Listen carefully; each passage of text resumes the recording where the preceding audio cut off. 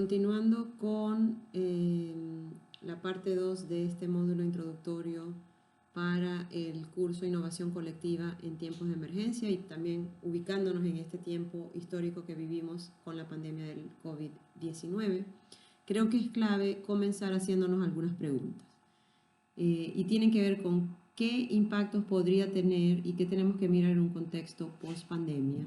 a qué grupos en situación de vulnerabilidad deberíamos prestar atención y con qué herramientas contamos. Esto porque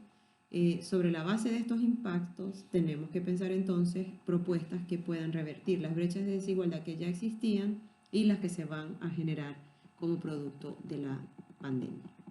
¿Cómo luce un contexto de emergencia como el que vivimos, ¿no? Como un contexto COVID-19 y post-COVID-19?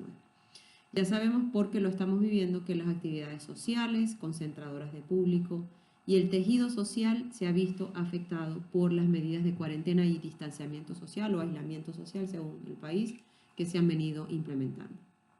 También sabemos que no se van a, en general, pues no se van a restablecer rápidamente ni de la misma manera que antes. Por otro lado, las tecnologías de la comunicación, la información, tendrán una mayor importancia, ya lo están teniendo, mucho se ha trasladado a formatos virtuales del trabajo que todos hacemos y tendrá gran importancia en lo que viene en la agenda inmediata del futuro. Nos enfrentaremos también con un altísimo índice de desempleo, con el recrudecimiento de la precariedad laboral y lo que yo pienso va a ser el gran reto de la región en lo que viene, que es la pobreza y la pobreza extrema. Va a haber un aumento impresionante, lamentablemente, en el número de personas en situación de pobreza y pobreza extrema. También tenemos el desafío de generar formas alternativas de educación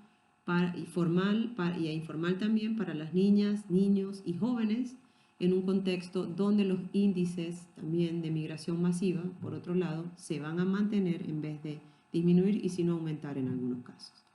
En este contexto necesitamos propuestas que ayuden a restablecer el tejido social y a mitigar los efectos económicos de que se hayan parado las economías del mundo y de los países de nuestra región y en especial en nuestros países que ya venían en una situación de desaceleración económica. Y a estas respuestas, o muchas de ellas, tendrán que estar focalizadas en atender la situación particular y diferenciada de algunos grupos que históricamente han sido incluidos. Repasemos algunos de estos. Somos una región donde 85 millones de personas tienen algún tipo de discapacidad, 1 de cada 7 personas según el Banco Mundial y la OMS, la Organización Mundial de la Salud, situación que genera más pobreza a la persona y su familia debido a las barreras existentes para alcanzar la independencia laboral. El 70% de las trabajadoras de primera línea ante la emergencia son mujeres, que deben multiplicar funciones de cuidado tanto en el ámbito público y profesional como en el ámbito privado. Enfrentan además, y esto ya está siendo documentado, situaciones sostenidas de violencia de género agravadas por el encierro como medida de contención del COVID-19. Más de 154 millones de niñas, niños y jóvenes, alrededor del 95% de quienes están matriculados no están asistiendo temporalmente a las escuelas debido a la posibilidad de contagio, generando una crisis educativa sin precedentes en la historia reciente de la región. Con dos situaciones adicionales que quisiera mencionar. Uno son las brechas de desigualdad que terminan replicándose en el acceso al Internet, es decir, que estamos viendo acentuando la brecha digital que imposibilita que muchos niños, niñas y jóvenes de la región puedan acceder a la educación. Y por otro lado, muchos también son víctimas de violencia que aumenta, o digamos, las probabilidades de ser víctimas en una situación de encierro. También somos una región donde más de 57 millones de personas, el 11% de la población es adulta mayor, que sabemos que es una población en situación de riesgo según la OMS, y se calcula que al 2030 representará el 17% de la población, y en 2050 1 de cada 4 habitantes en América Latina y el Caribe será mayor de 60 años. Adicionalmente, aproximadamente un 15% de la población en cada país son migrantes, incluyendo en ellos un número significativo de personas del colectivo LGBTI que ya huían de la discriminación y la exclusión en sus propios países. Y aquí quiero mencionar que las Américas somos un continente donde la migración intrarregional ha aumentado de un 24% a un 62%, y donde estamos presenciando una crisis migratoria dentro de una crisis sanitaria y social, y me refiero al desplazamiento masivo de 5 millones, alrededor de 5 millones de personas venezolanas en el último periodo. Tenemos también a más de 130 millones de habitantes que son personas afrodescendientes, y donde coexisten cerca de 45 millones de personas pertenecientes a pueblos indígenas, que son alrededor del 8.3% de la población en la región. A la luz de estos datos, que más que datos son personas y realidades cotidianas de muchos, las respuestas a las situaciones de emergencia en la que estamos ahora en particular, y a sus efectos y consecuencias más permanentes, no puede ser individual ni excluyente si queremos que efectivamente, que puedan tener resultados que sean realmente efectivas. Los retos que enfrentan nuestros países requieren también de un enfoque integral, inclusivo e interseccional, y hablábamos antes de este concepto de la interseccionalidad, basada en la cooperación entre los diferentes actores. Yo creo que aquí es un espacio donde podemos realmente innovar en cuanto a cómo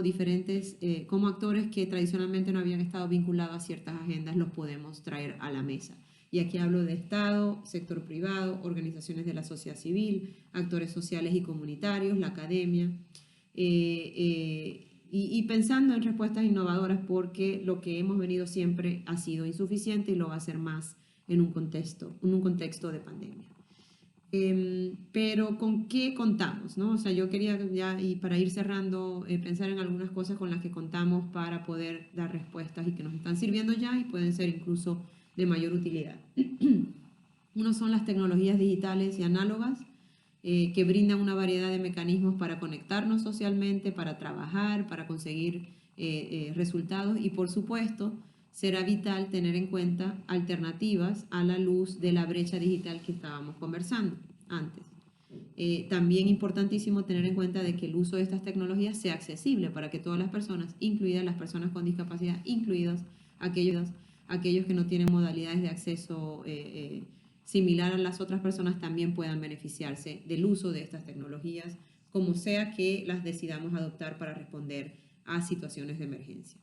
El uso de redes, ¿verdad? El capital social en nuestros países es riquísimo y se han venido generando redes temáticas, redes por causas, con claros objetivos de política, y es el momento también de activarlas y de innovando en las formas de interactuar y de cruzar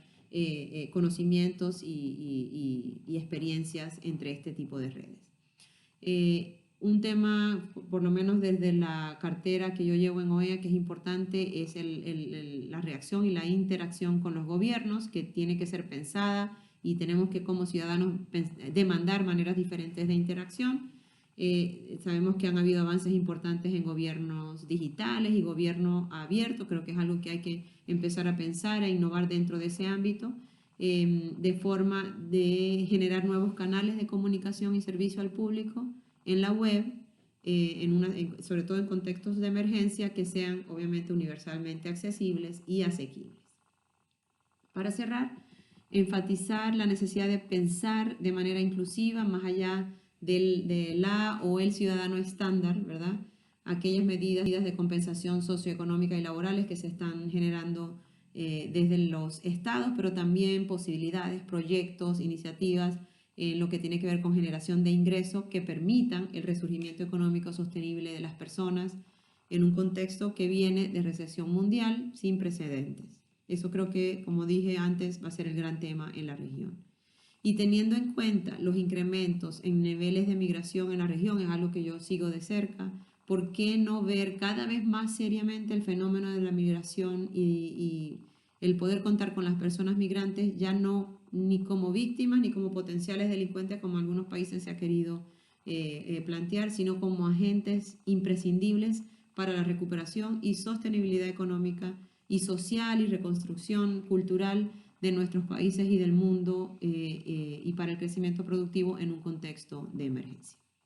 Muchas gracias entonces por su atención. Les deseo mucha suerte en lo que resta del curso y siempre a las órdenes para continuar este diálogo. Muchas gracias.